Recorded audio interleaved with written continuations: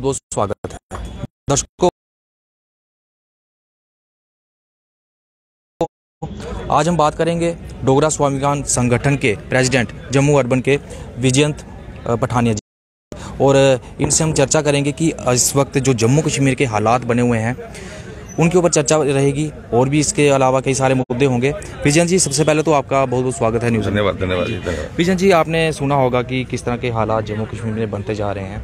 डोगरा स्वाभिमान संगठन जिस तरह से पार्टी उभर के सामने आई है, लोगों की आवाज़ हर वक्त उठाती है। वहीं पर अब जिस तरह से आपको पता है कि नोटिस जो है निकाला गया है, प्रॉपर्टी टैक्स इम्प्लीमेंट कर दिया जाएगा 1 अप्रैल से।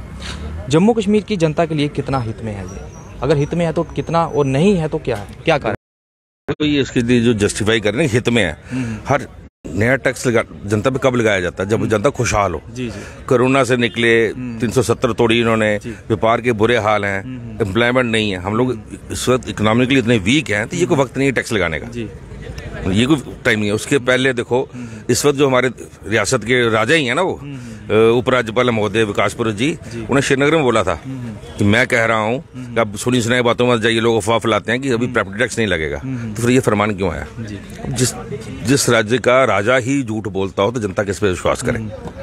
वहीं पर अब लोग जिस तरह से झूठी बनने के बाद, क्या आप लगता है कि अब लोगों के पास इतना पैसा आ चुका है, लोगों के पास जॉब आ चुकी है कि वो अब हर प्रकार के टैक्स देने में जो है कामयाब रहेगी? पैसा जम्मू में कहाँ से है ना, आप लोग देख रहे हो। अब किसी बिजनेसमैन के पास चले जाओ, थोड़ी देर चुप रहेगा, अब उसे थोड़ा कुरे दोगे ना, वो फटता हो। देखो, इन्होंने ऐसे बचकाने बेवकूफ वाले फैसले किए। ये बोलते ये दिन दरबार मूव बंद कर दिया। इनको पता नहीं दरबार मूव का जम्मू के बिजनेस में कितना पॉजिटिव असर होता था। हमने इतने करोड़ बचा लिए। क्या बचा लिया आप लोगों ने? आप लोग जो पैसे देते थे एम्प्लॉय को देते थे ना मूव के लिए, तो पैसे खर्च ही करता था ना। जब वो खर्च करता था उसमें से जीएसटी भी जाता था, गवर्नमेंट को आता था, वापस आता नहीं आता था। उसके इनकम टैक्स भी आता था, हर चीज आती थी। ये सर्कल था एक पैसे का, इन्होंने तोड़ दिया बेवकूफी करके। अब इन्होंने पार्शियल किया, तो जो नुकसान कर चुके हैं।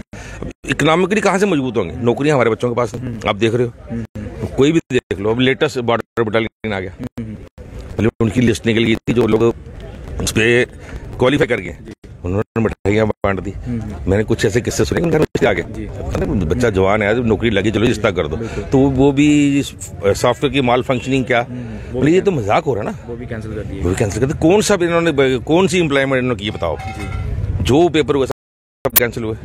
अब सब इंस्पेक्टर का दूसरी बार हुआ है डिवीजन बेंच के सुबह, वो तो मजाक ही है ना। सब्जेक्ट टू फैसला। आप इसको किस नज़र से देखते हैं कि क्या जम्मू कश्मीर में भ्रष्टाचार जो है वो बढ़ता जा रहा है, वो एक कारण है इसका?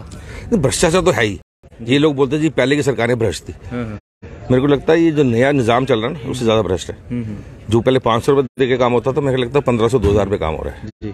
अफसरशाही है उसकी, किसी के प्रति को जवाबदेही नहीं है ना। डेमोक्रेटली इलेक्टेड हो तो उनको अपने जो वोटर है उनको शक्ल दिखानी होती है, तो कुछ जवाबदेही होती है। इनकी कोई जवाबदेही नहीं है। क्या आपको लगता है जिस तरह से डिजिटल बात की जा रही है, डिजिटल इंडिया बनाएंगे, उसके बाद भ्रष्टाचार खत्म करेंगे, इस तरह की चीजें जम्मू कश्मीर में आपको देखने को मिल रही हैं? देखिए, वो तो उन्होंने जब नोटबंदी की थी बोला था ना काला धन खत्म हो जाएगा। खत्म हो गया? खत्म हो गया? आपसे पूछा खत्म हो गया क्या? अब ये जो रेड हो रही है, पैसे पकड़े जा रहे हैं, कहाँ से आ रहे हैं ये जो करना चाह रहे हैं, डिजिटल बोल रहे हैं, ठीक है, अच्छी बात है, तरक्की होनी चाहिए। इनको बड़े स्लोली हिसाब से चलना पड़ेगा। कुछ ऐसे लोग भी हैं जो डिजिटली जो है अपने, उनको नहीं इतना पता नहीं है, वो कहाँ जाएंगे? इनको बड़े सारे गाँव देहात ऐसे हैं जहाँ पर लोगों को चीजें मालूम नहीं कि किस तरह से। बिल्कुल ऐसे हैं, और उनको जाना पड़ता है। फिर जो भी वो साइबर कैफे होंगे, अब पीछे डीसी को निकालना पड़ा ना ऑर्डर कि ओवर चार्जिंग हो रही थी वहाँ, आपने सुना होगा ना ये। फिर उन्होंने बोले जो ज्यादा करे, कुछ उन्होंने बंद भी की।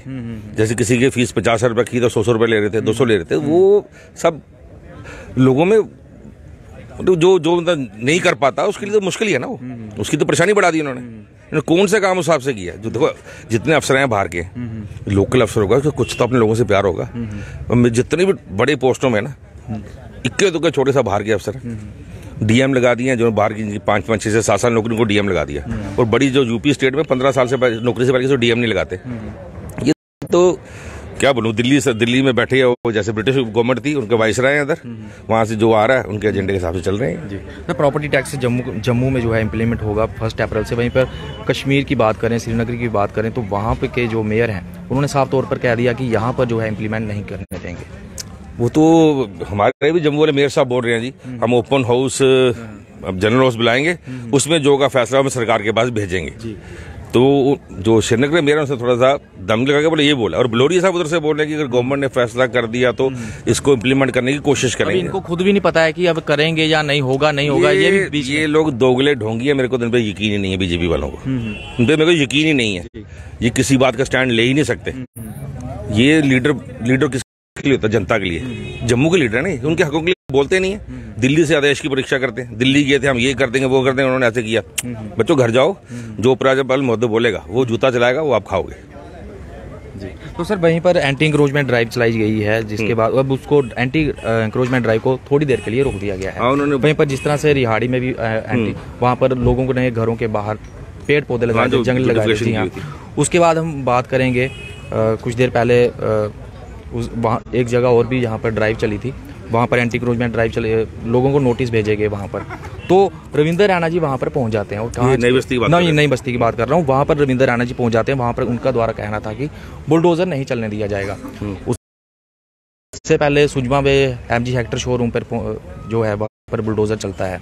वहाँ के लोगों का कहना है कि यहाँ पर रविंदर रैना जी क्यों नहीं आए? अगर नई बस्ती में बुलडोजर वहाँ पे है तो वहाँ पर उन्होंने, मेरा सवाल था ना कि MG हेक्टर का शोरूम, जी ठीक है, वो ये बोलते हैं जी गवर्नमेंट लैंड पे था जी, तो उसके साथ और भी शोरूम है जी, इस तरफ भी है। क्या वो गवर्नमेंट लैंड पे नहीं है? क्या आपको लगता है कि बड़े बड़े ब्यूरोक्रेट्स के नाम आ जाने के बाद जो है इस ड्राइव को रोक दिया गया? बिल्कुल। अब जो बड़े मगरमच्छ फंसने का टाइम आया ना, उनका कोई प्रेशर है, कुछ यही कारण है। अब ये बोल रहे हैं कि 15 दिन हम थोड़े बिजी हैं कि बजट के, उसके बाद देखेंगे। तो हम लोग बड़े बारीकी से नजर रखेंगे उसके बाद करते हैं क्या है। मतलब कोई भी कानून होगा सिलेक्टिव नहीं चलेगा ना जी, धर्म के हिसाब से चलेगा या गरीब अमीर के हिसाब से चलेगा। ठीक है, सरकार कर रही है तो फिर खाली करे। किसी से पूछा था कि ये एक शोरूम है, ये सरकारी जगह पे, उसके साथ में ये थोड़ी सकता है ये पूरा खसरा नंबर है, इतनी सी सरकारी है बाकी प्राइवेट है। तो बाकी देखेंगे, हम देख रहे हैं कि आगे क्या करते हैं। ये बड़े बड़े मगरमच्छ हैं इसमें, ये रूलिंग पार्टी के भी हैं, देखेंगे उनको।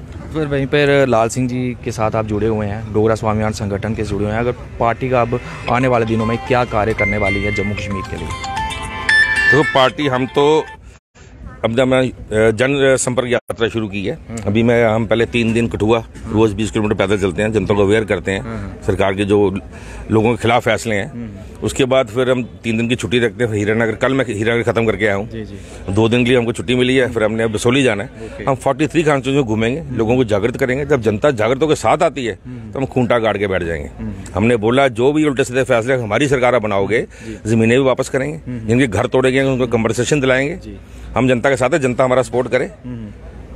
जो भी इलेक्शन होती है, म्युनिसिपैलिटी की होती है, DDC PDC जो भी होती है, हमको सपोर्ट करो। हम शाना बशाना आपकी लड़ाई लड़ेंगे बिना डर के। सरकार अभी इलेक्शन क्यों नहीं करवा रही है? एक तरफ सरकार का कहना है कि आतंकवाद अब गतिविधियां खत्म हो चुकी हैं, लेकिन इलेक्शन क्यों? ये खोखले लोग ना, कल मैं अखबार में पढ़ रहा था कि बिल्कुल डेवलपमेंट और शांति का माहौल है। शांति का माहौल है तो आप चुनाव क्यों नहीं करवाते? ये जो तुगलकी फरमान आ रहे हैं, कानूनी रूप से सही हो सकते हैं पर ये मॉरली रूप से सही नहीं है। ये काम तो जनता के चुने जो हमारे MLA बनेंगे, कुछ बनेंगे, उनका काम है ना, ये उन पे छोड़िए ना। आप प्लानर ठीक करिए, जिसकी आप दुहाई देते हो, तो उसके बाद चुनाव कराओ।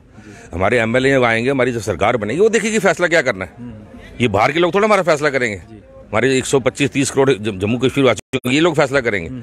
और जम्मू की तो बेड़ा करके रख दिया। जब 370 तोड़ी थी, हमको ये लॉलीपॉप दिया था कि अब यहाँ जम्मू में दूध, दही और घी की, देसी घी की नदियाँ बगेंगी। नदियाँ तो नहीं, कुछ बही। हमारे जो मिनरल माइंस, खड्डे शड्डे, वो बड़े बड़े करके, तो हमारे जो जम्मू के लोग करते थे ये अपना लिकर का बिजनेस, वो सब उनको 1.5-2 महीने कत्ल करके बाहर के लोग माफिया ला दिया। जब मतलब ईडी करते हैं, जम्मू में ईडी लाए ना, ईडी 10 दिन में पूरा दूध का दूध, पानी का पानी कर देगी। स्टेटहुड के हक में है आपकी, स्टेटहुड जल्द से जल्द जम्मू कश्मीर वापस। हम तो लग जम्मू स्टेट मांग रहे हैं जी। हमारी लड़ाई जारी है, लंबी लड़ाई है, पर हम लड़ाई लड़ेंगे। हम तो बोलते हैं जम्मू को अलग कर दो, जम्मू इकोनॉमिकली बिल्कुल वाइबल स्टेट बनती है। बेनिफिट क्या होगा अगर जम्मू स्टेट अलग होती है? हमारे लोग राज करेंगे। हमने अपना मैनिफेस्टो भी निकाल दिया, मैं आपको भेजूंगा मैनिफेस्टो, उसमें सब कुछ लिखा हम क्या क्या करना चाहते हैं। इकोनॉमिकली हम 26,000 स्क्वायर किलोमीटर है हमारा एरिया जम्मू का, और 15,000 है कश्मीर का।